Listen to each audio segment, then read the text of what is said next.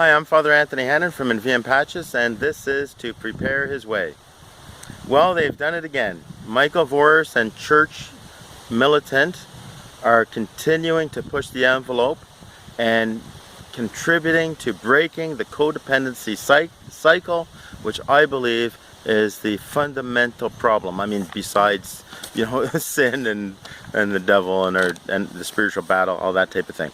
But the dynamics of codependency, of don't talk, don't feel, don't trust, the solution to that, part of the way of breaking that cycle, is to speak about things. So Michael Voris and his team at Church Militant and all the people behind the scenes there, they love the church, I believe, and they are turning over every stone and even employing private investigators to try to get to the bottom of the problems in the church and to expose the evil, the falsehoods.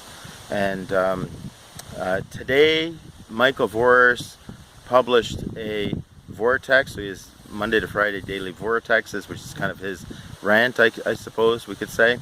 And today's vortex is called Who's Running the Show Anyway? Or something like that. I'll provide the link in the description. And I think he makes some very, very pertinent points, although I'd like to comment on it a little bit because I have some cautions. And I think that, I'm just going to explain some of what's going on as Church Militant, LifeSite News, and many others in the church, and perhaps many of you who watch these videos in your own sphere of influence, are trying to fight for the church, fight for the bride of Christ, fight for our faith, restore some sanity to the situation in our culture, and also support one another, because there is, I think it's quite evident that there is growing hostility against religion, especially against Christianity, especially against Catholicism, Catholics. So I think we can expect more of that. Today, by the way, is the memorial, July 11th, of St. Benedict Abbot. So I think it's quite apropos that we speak here from Enviam Patches on this topic. So to begin this, then, I'd like to read some of the transcript of Michael Voris's vortex today. That is, again, July 11th, 2019. So this is Michael Voris speaking, and then I'll just make a couple comments. The outrage which has erupted against Detroit Archbishop Alan Vigneault and his archdiocese following the shameful manner in which Father Edward Perron was publicly maligned by his staff is reaching viral levels in the Catholic blogosphere. In fact, the entire case is opening up the floodgates on questions of just how dioceses are being administered. Multiple clergy from around the country are reporting that that is to him, I guess, that their bishops are little more than figureheads, even puppets, being controlled by their lawyers and PR firms and marketing agencies, all because they are afraid to do anything which would endanger the golden goose of their financial appeals or threaten a lawsuit or bring about bad publicity. So they simply rubber stamp whatever lawyers or marketeers or PR gurus tell them. And there appears to be a semblance of truth to these claims, that is, these claims that Michael Voris says the clergy are reporting to him. They are, as the bishops themselves say all the time, credible. Why? Because there is precedent. Remember back in 2002 when the first round of the homo predation crisis broke in the Boston Globe? So in 2002, for the Americans, that's when the poop hit the fan, okay? And all this gets exposed of homosexual activity, networks of perverts abusing multiple victims, all of this type of thing. Okay, so for the Americans, 2002 is kind of that year. In Canada, Ireland, around the world, it was certainly before that. But I guess given the population of the United States and the influence the Americans have around the world, and especially, I would say, in Canada, fair enough. It was definitely a watershed moment. Michael Voris continues, one after another, bishops fell back on the ridiculous notion that they just listened to the experts about readmitting largely homo-predator priests into their parishes. In other words, giving them new assignments. Michael Voris says, in other words, they scapegoated the psychologists and therapists. Well, it seems like absolutely nothing has changed, as all the highly paid experts are running the show, with the bishops signing off on whatever is dropped in front of them, and of course approved by their incompetent staffs. And then Voris goes on to talk about the particular situation in the Archdiocese of Detroit, where the church militant offices are and everything like that. Or, no, yeah, I think they are. Okay, anyway, here's the thing. First of all, here's a caution. And I guess it is a caution to Michael Voris and the others, although I do applaud what they're doing. And I think even their kind of righteous anger that they're demonstrating, I think it has to be done. It has to be done. And I hope that it does make some bishops think twice about how they're operating things. But here's the thing. We've got this tendency, whether it be church militant, whether it be myself, whether it be perhaps you watching this video, to look for blame. Who's responsible? And we see that there are huge injustices, so justice means applying the blame in the right spot. Another thing that we're doing, though, is there's a tendency to go to ad hominem and judge the motives of others. So here's where I'm going to come to the defense of the bishops, and especially to the administrative, the diocesan staff that Michael Voris says is incompetent. First of all, I know plenty of laity and religious who work at diocesan offices, and I have the utmost respect for them. They love God, they love the church, they're making huge sacrifices, they're not getting paid anything where they would be able to get paid kind of outside of the church. They're going to take a job somewhere else with the type of work and responsibilities that they're taking on. They're under tremendous stress. And, as I mentioned in another video, I think that they're also operating in a very codependent, dysfunctional system.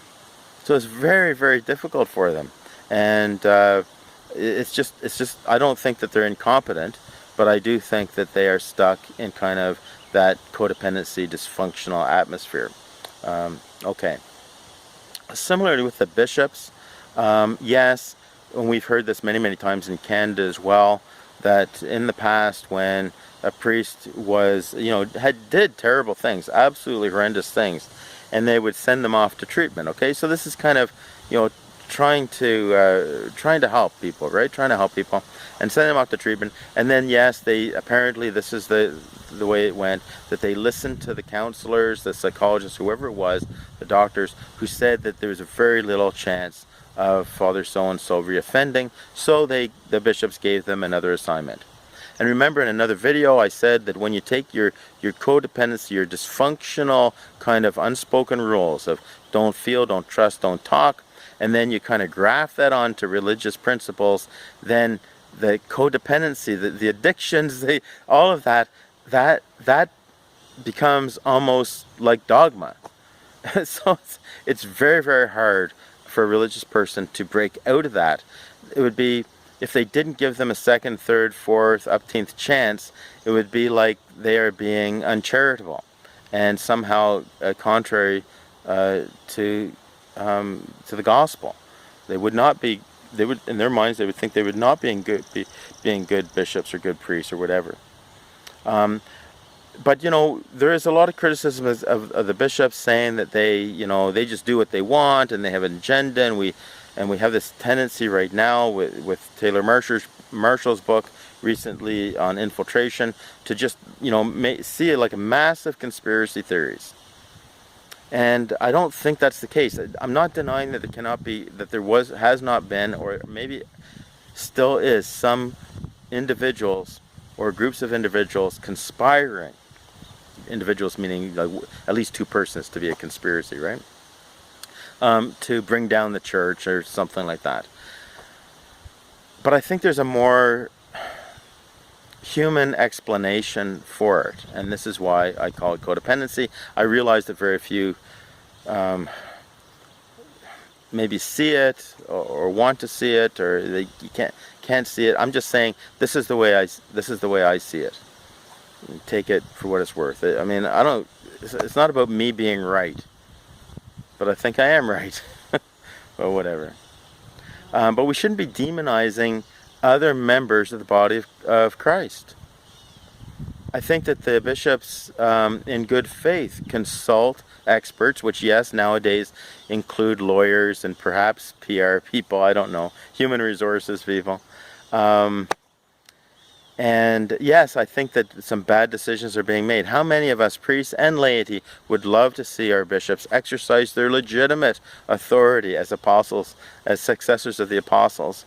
But instead, they're exercising authority in different ways. So anyway, so I think the bishops are doing this in good faith. I think they're concerned. If you watch the rest of Michael Voris's Vortex today, you'll see that he gets into all sorts of financial scandals and this type of thing in the Archdiocese of Detroit, and that's a microcosm of the rest of the church, probably in North America and who knows around the world. Nonetheless, I think that the bishops do see that they have a huge responsibility to be stewards of the donations and the property that are, those who've gone before us have contributed to the church, and I think they're doing their best. I think they have a long way to go, but in my mind they're stuck in denial of codependency, so I don't want to harp on that. But that's the way it is, okay? So that's my caution. Look, I'm cheering my Church Militant on. I'm cheering LifeSite News on.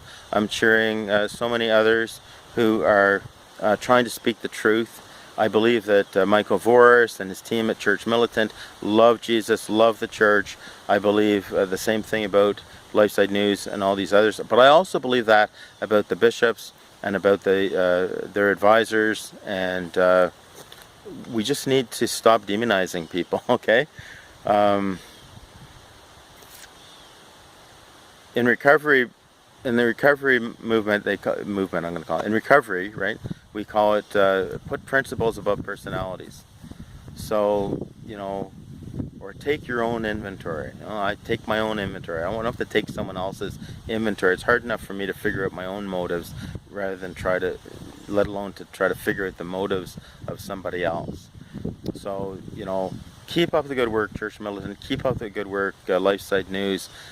You who are watching this, you keep up the good work too. And let's keep it going. And we're going to see that things will improve.